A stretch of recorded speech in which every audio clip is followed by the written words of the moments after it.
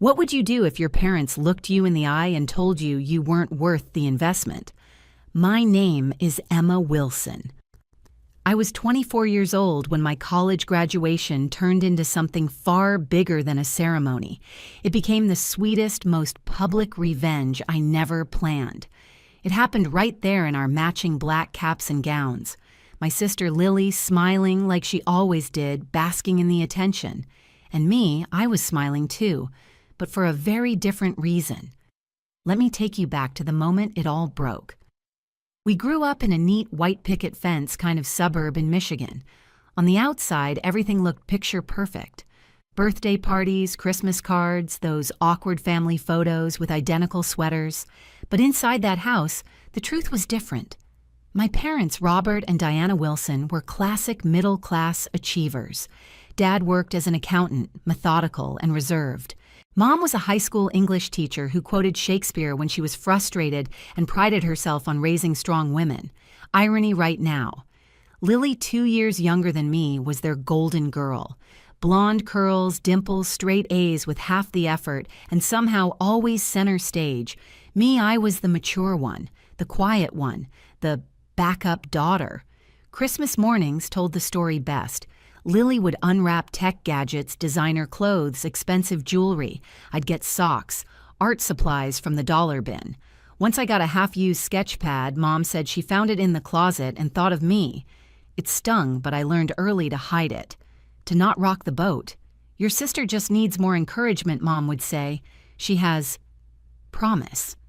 And for years I swallowed it, the favoritism, the casual dismissal of everything I did.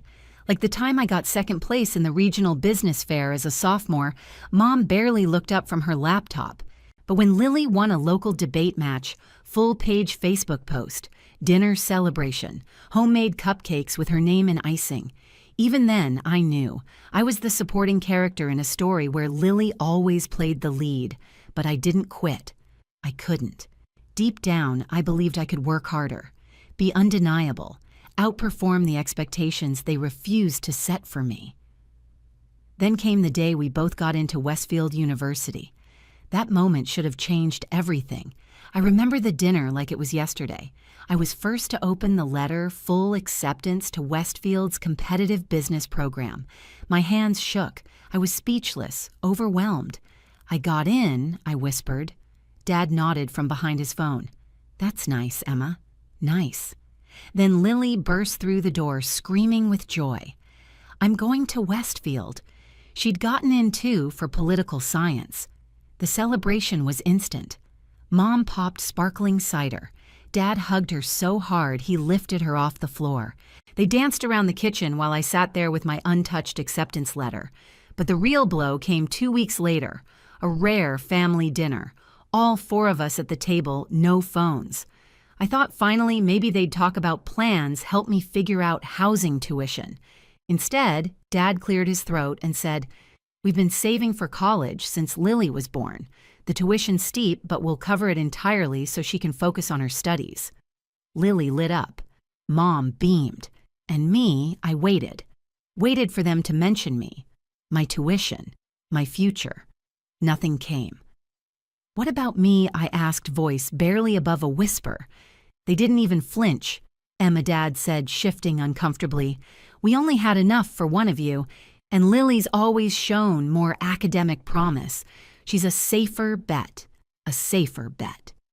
Mom reached over, placing her hand on mine with a rehearsed tenderness. You've always been so independent. We thought you'd manage. Maybe loans or community college. That was the moment something inside me shattered. All those years, the silence, the subtle rejections. I could excuse it all until they looked me in the face and told me I wasn't worth the price tag. She deserved it. But you didn't. Those words carved a scar I still carry. That night, I locked myself in my room and cried until my body hurt. All the nights I stayed late studying, the hours spent working after school, the straight A's I fought for, none of it mattered. To them, I was always the understudy, and yet I didn't break, not fully, because somewhere in the wreckage of that night, a different voice whispered back, "They don't see you, but you will make them." What I did next, it changed everything. But the real story was only just beginning. I woke up the next morning with swollen eyes and a decision that tasted like steel in my mouth. They weren't going to help me, not 1 cent, so I was going to help myself. The next day, I packed a small bag and drove 2 hours to the one person who had never made me feel like second best, my grandmother Eleanor. Her lake house had always been the only place I could breathe. Even as a child, she'd sit beside me on the porch while I sketched the trees and water. "You see the world differently, Emma," she used to say. "Don't let anyone dim that light." That day I spilled everything: the tuition betrayal, the years of quiet favoritism, the humiliation. She didn't interrupt. She just held my hand, her weathered fingers gripping mine tightly. "My darling girl," she said when I finally stopped, "sometimes life's worst betrayals are just fuel for your biggest rise. Promise me something. Go anyway. Show them what they missed." That was all the permission I needed. I returned home and began working, like my life depended on it, because in a way it did. I applied for every scholarship grant and work-study program I could find. I met with my high school counselor, Mrs. Chen, who offered her evenings to help me navigate financial aid. "You're the most determined student I've ever met," she said. By the time we submitted my 25th scholarship application, I had a spreadsheet color-coded like military strategy. Most grants were small, $500 here, $1,000 there. Not nearly enough to cover Westfield's steep tuition.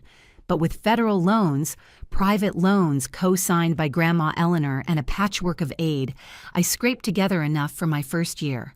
While Lily picked out dorm themes and planned her goodbye party, I found a tiny apartment 45 minutes off campus, shared with 3 strangers I met through a university housing forum. It had peeling paint, a single working heater, and a bathroom door that didn't close properly. Rent was cheap. That was enough. Then came the job hunt. I landed 2 part-time gigs, a busy coffee shop near campus for weekdays and a small bookstore for weekends. My schedule became a blur of early mornings, caffeine textbooks, and budgeting apps. Meanwhile, my parents were posting photos of Lily's campus move-in like it was the royal wedding. They hired professional movers. They bought her a brand new MacBook designer bedding and threw a going-away brunch for their friends to celebrate their brilliant daughter's journey. And me, I packed my secondhand clothes into battered suitcases and taped cardboard boxes I'd begged from the local grocery store. The night before I left, Mom handed me a bag of her old twin-size sheets. "I figured you might need these," she said. "They're still clean." That was it. No send-off, no ride to campus, not even a second glance. I drove myself in my beat-up Honda, a decade old and prone to overheating. No one offered to check the oil. As I merged onto the highway, I stared ahead through the cracked windshield and whispered to myself, "This is it. This is your chance. You fail and no one's coming to save you." When I arrived, Lily texted me a photo of her dorm setup: white string lights, plush headboard, a mini fridge stocked with sparkling water.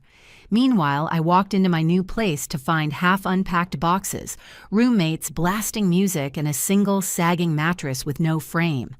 That night, as the city noise bled through the thin walls, I lay awake on my mattress and wondered, can I actually do this? I was scared. Terrified, really. But just as panic threatened to consume me, my phone chimed. A message from Grandma Eleanor.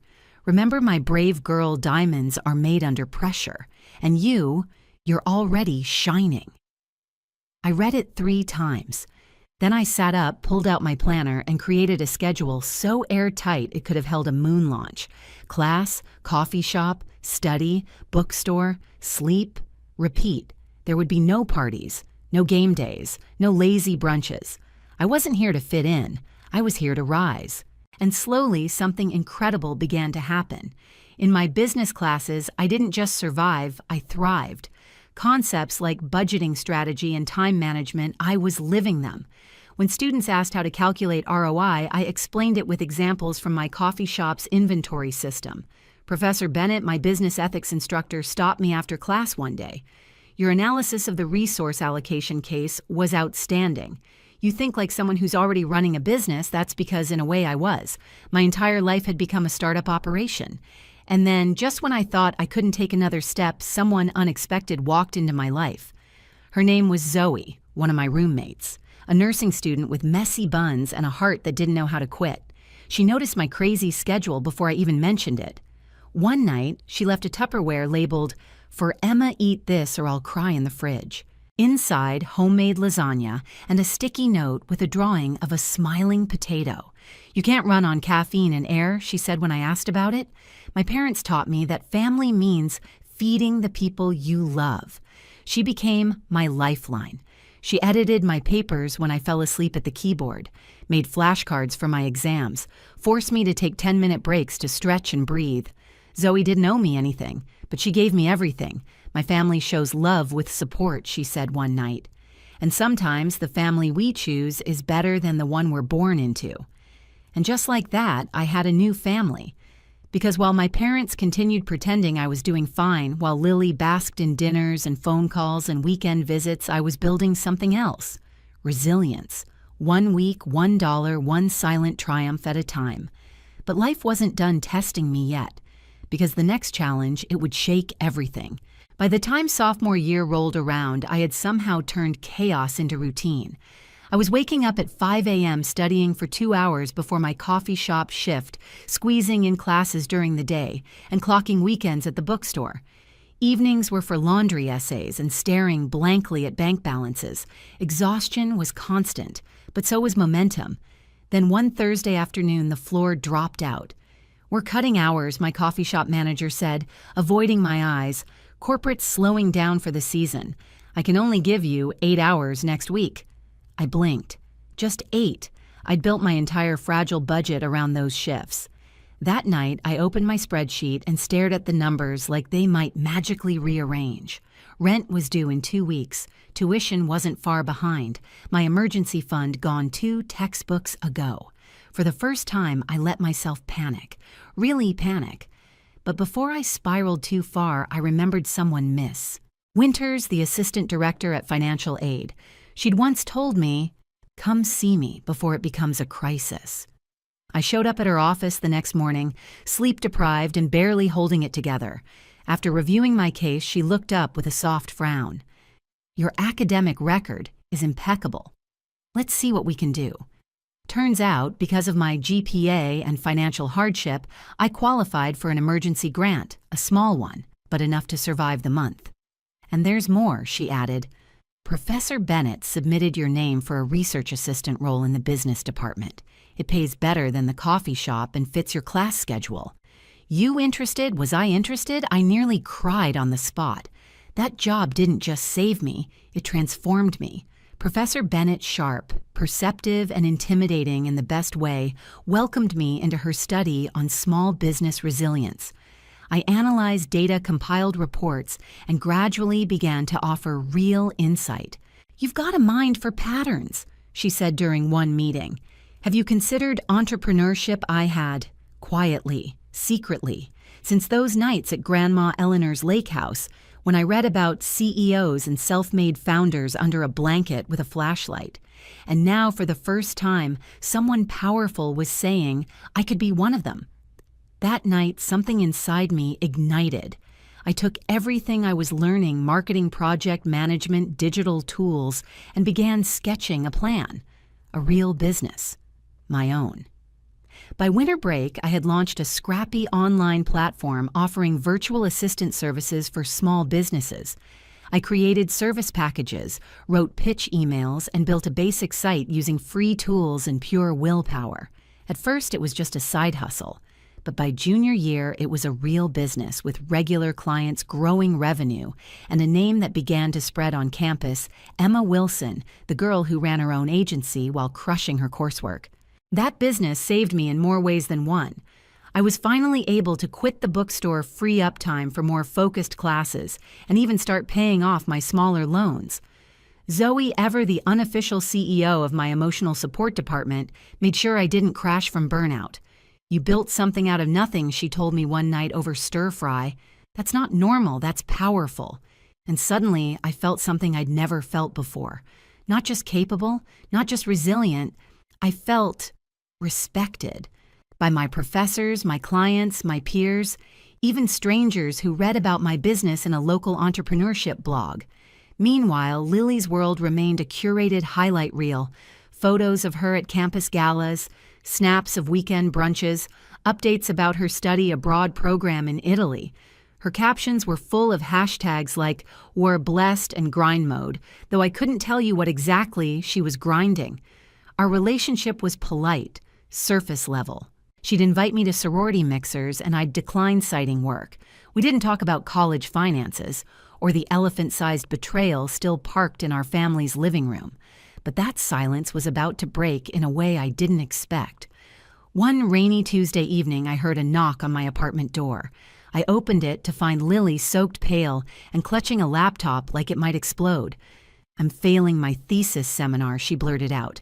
"What my professor says, my entire research method is flawed. I have 3 weeks to rebuild everything.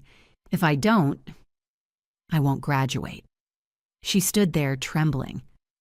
I should have shut the door, should have let her feel the panic I'd known so intimately. But instead, I stepped aside. "Come in," I said quietly. "Let's take a look."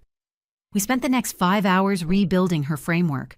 By 2 a.m., surrounded by scribbled notes and caffeine, she looked at me and whispered, "How do you do this?" "The jobs, the classes, your business, everything." I shrugged. I had to. No one else was going to do it for me. She stared at me stunned. I had no idea. Mom and Dad always just said you were doing fine. That sentence, that weapon, I looked her in the eye. Fine is what you say when you don't want to look closer. Lily didn't respond, but the silence that followed felt different this time, like understanding had finally cracked the surface. That night marked a turning point, not just for her thesis, but for us. As we rebuilt her project, piece by piece, I saw something new in her eyes, not just desperation, respect, genuine overdue respect. And for the first time, I wondered, maybe the story wasn't about revenge anymore. Maybe it was about becoming impossible to ignore.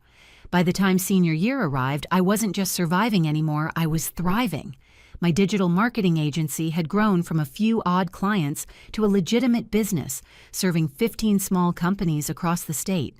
I hired 2 part-time students to help manage client work and scaled my operations while keeping a perfect GPA. I was no longer scraping by, I was building something real. My professors started talking about me in meetings. Clients referred me to others. And then came the big one. Professor Bennett pulled me aside after class. "You need to enter the National Collegiate Business Innovation Competition," she said, sliding a brochure across her desk. "You've already done the hard part. You're exactly what this award was designed for. The grand prize, $50,000 in funding and national recognition. We worked on the pitch for weeks. Data analysis, growth metrics, market positioning, everything had to be airtight. I rehearsed in empty classrooms, recorded myself until I stopped cringing. And when I finally walked into that last round of judging, I didn't feel like the girl my parents overlooked. I felt like the woman I had built from scratch. And then I won. The oversized check, the trophy, the photo in the university paper, it all felt surreal. But what struck me most was the phone call I got that night. Not from my parents, of course not. It was from Grandma Eleanor. Through tears, she said, "I always knew Emma. Now the world knows too, but my parents, they didn't even mention it. No call, no text, not even a passive-aggressive Facebook like. I'd long stopped expecting anything, but the silence still stung. Meanwhile, Lily had changed. After months of late-night thesis sessions, she'd started showing up as someone new, someone aware. She began rejecting our parents' extravagant gifts. "I'd rather handle it myself," she'd say, like Emma does.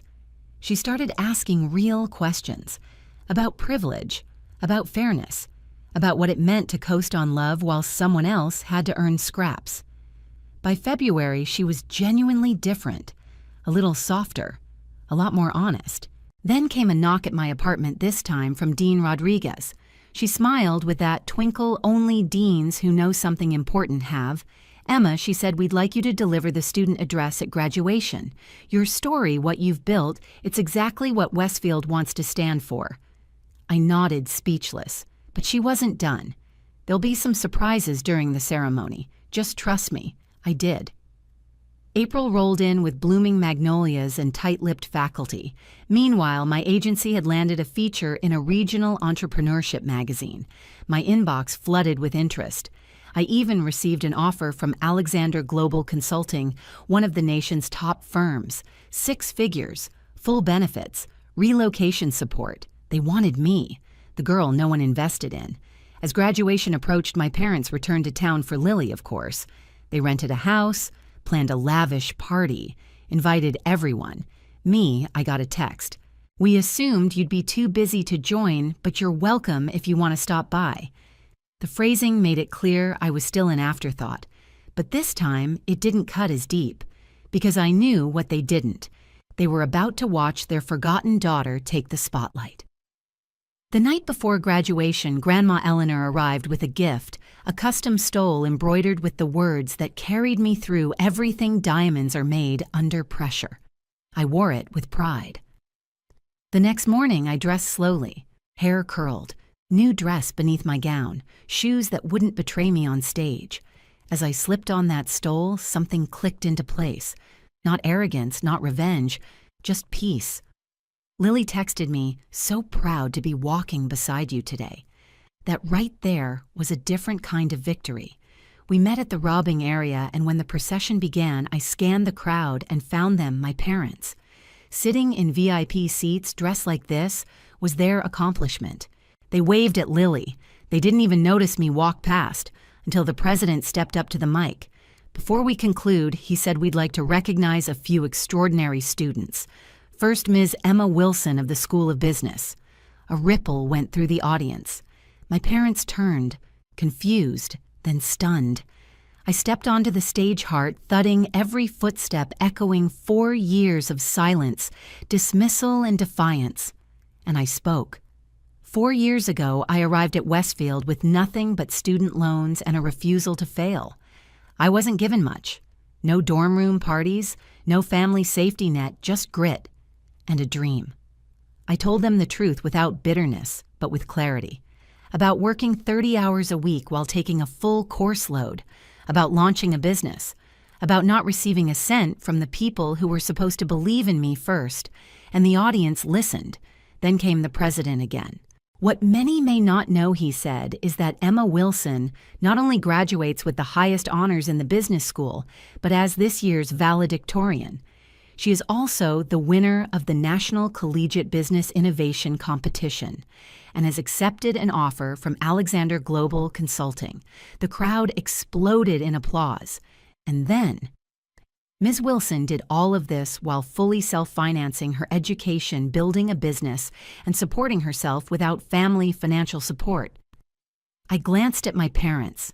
My father's face had gone pale, my mother frozen. The people around them turned whisper shock admiration, swirling like wildfire. And in that moment, everything shifted. Not because I needed them to be humiliated, but because I finally didn't need their approval at all.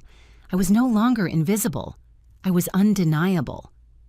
The ceremony continued, but for me, everything had already changed. As I stepped down from the stage, the applause still thundered.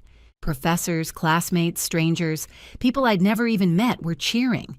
I saw Lily rising from her seat, tears streaming down her face, clapping like her life depended on it. Grandma Eleanor sat beside her, unable to stand, but beaming with such fierce pride it could have lit the entire arena. My parents, still frozen. The president had made it crystal clear I'd done everything they thought was impossible, and now everyone knew.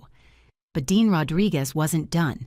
In honor of Ms. Wilson's extraordinary perseverance, she said, stepping to the mic, the university board has established the Emma Wilson Resilience Scholarship to support students who demonstrate exceptional determination in overcoming personal or financial hardship.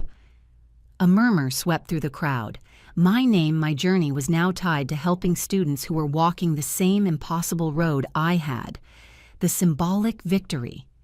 It was complete. As I walked back to my seat, Lily reached out, grabbed my hand, and whispered, "You are amazing, and they were so wrong about you." After the ceremony, the lawn filled with families and cameras and bouquets. I was approached by professors, mentors, even business executives who'd read about my competition win. But the moment I finally approached my family, it was awkward. My father forced a laugh. "Well, that was quite a surprise. You've been holding out on us, huh?" I looked at him, not angry, just done pretending. "I've never hidden who I am," I said softly. "You just weren't looking." Before they could respond, Lily looped her arm around mine and announced to a nearby group of relatives, "Isn't it incredible what Emma accomplished, all of it on her own? No help, just grit." My mother's face flushed. Aunt Susan's eyebrows lifted. Even Uncle Jack looked stunned.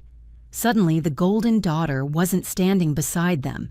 She was standing beside me. Dad cleared his throat. "Perhaps we should talk more at the dinner tonight. Come celebrate together." I nodded politely, but in my head, I was already preparing for what that dinner would become. That afternoon, I attended the business school's private reception, an elegant gathering with chandeliers, soft music, and champagne flutes. Professor Bennett gave a speech about me retelling my journey with such emotion that even the catering staff paused to listen. Zoe tackled me with a hug as soon as I walked in.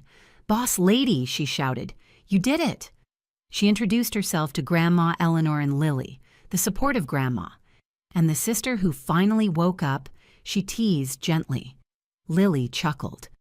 "Better late than never, I hope." Dean Rodriguez handed me a sleek business card. "Westfield's MBA program. Full scholarship if you're interested. Keep changing the world, Emma." By the time the reception ended, I felt something I'd never truly known: belonging. People here saw me, not just for what I endured, but for what I built out of it. Then my phone buzzed. "Dinner at the rental house, 6 p.m. Hope you'll join. We want to celebrate both our graduates." I showed it to Lily and Grandma Eleanor. "What do you think I asked?" Grandma snorted. "Bit late to play the proud parent card, isn't it?" Lily hesitated. "Maybe. But it could be worth letting them sit with what they missed." I nodded. "Let's go. Not for them, for us." The rental house was packed. Relatives buzzed around with drinks and appetizers. The moment we entered, heads turned. Suddenly, I was the one being swarmed. "Emma, we had no idea. Your speech was incredible. Tell me more about this business." My parents hovered awkwardly on the fringes, no longer the center of attention. Mom approached first, smiling too widely. "We're so proud of you, sweetheart. Truly." But the words felt late. Dad tried to regain control. "You should have told us about this job offer, Alexander Global." "That's a big deal." Uncle Jack, clearly not in the mood for performance, stepped in.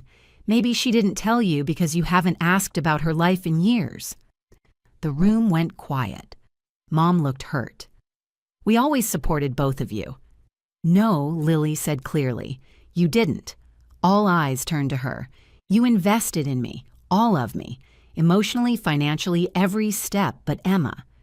You left her to fend for herself, and she still came out on top." Dad's mouth opened, then closed. Aunt Susan chimed in. "The university president practically called you out on stage.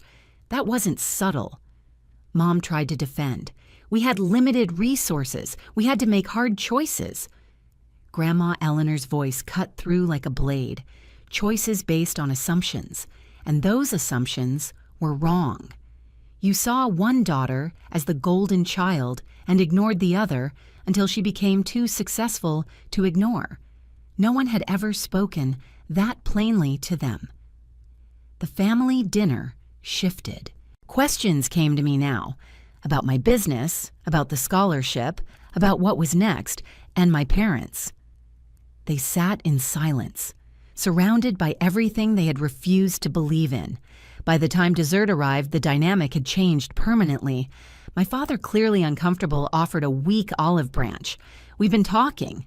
Maybe we could help with your new apartment security deposit or something." It was laughable.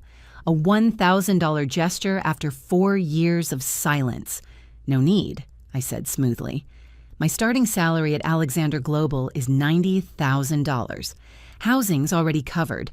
The number hit like a hammer. Dad blinked. Mom looked down at her plate. I guess Dad muttered, "You've proven yourself."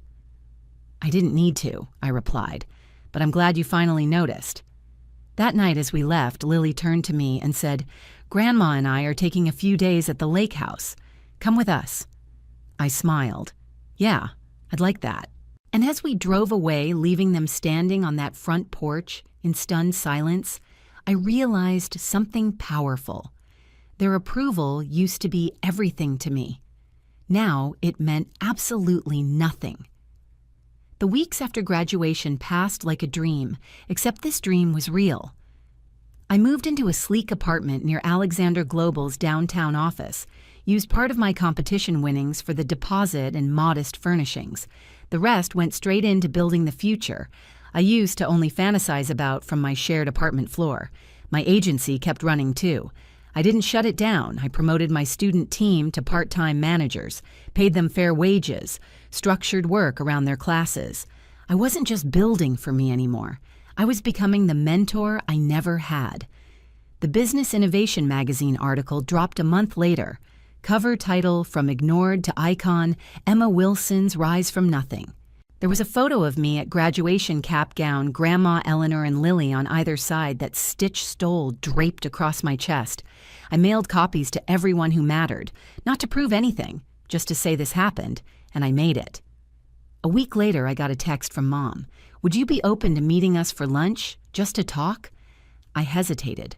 Old wounds don't close cleanly, but growth means confronting, not avoiding. We met at a quiet restaurant. No spectacle, no crowd. Mom spoke first, her voice softer than I remembered. "We've had a lot of time to think about the choices we made." Dad shifted uncomfortably. "We were wrong. We misjudged you." I said nothing. Let the silence sit. "We didn't understand," Mom continued. "You were always capable. But we only saw what we wanted to see, and we're sorry." The apology was imperfect, but it was real. So I told them the truth. "I'm open to a relationship," I said, "but it has to be new, built on reality. Not on who you thought I was or who you wanted me to be." Dad nodded. "That's fair. And one more thing," I added, steady. "Don't ever call what happened a misunderstanding. It was favoritism. It caused damage. Own it." They did. That was the first time I felt, maybe not closure, but a shift. The door cracked open, not wide, but enough to let light in. Meanwhile, Lily and I were rebuilding something deeper than sisterhood. Friendship.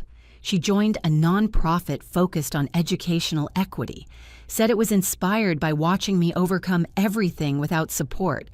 "I keep thinking about how many Emmas are out there," she told me one evening, "but with less luck, less help, less resilience.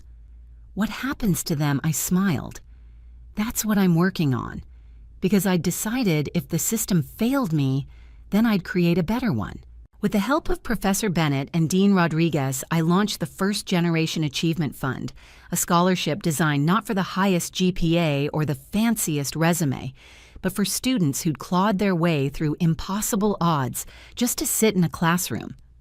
The first recipient, a young woman studying accounting while working nights and raising her little brothers. I read her application and saw myself years ago, tired, underestimated, but undefeated. I handed her the award myself, told her, "This isn't charity, it's recognition. You're already proving the world wrong. Now you'll have help doing it." And as I watched her hug her mom and cry with relief, I felt something shift in me too. Healing doesn't always come from those who hurt you.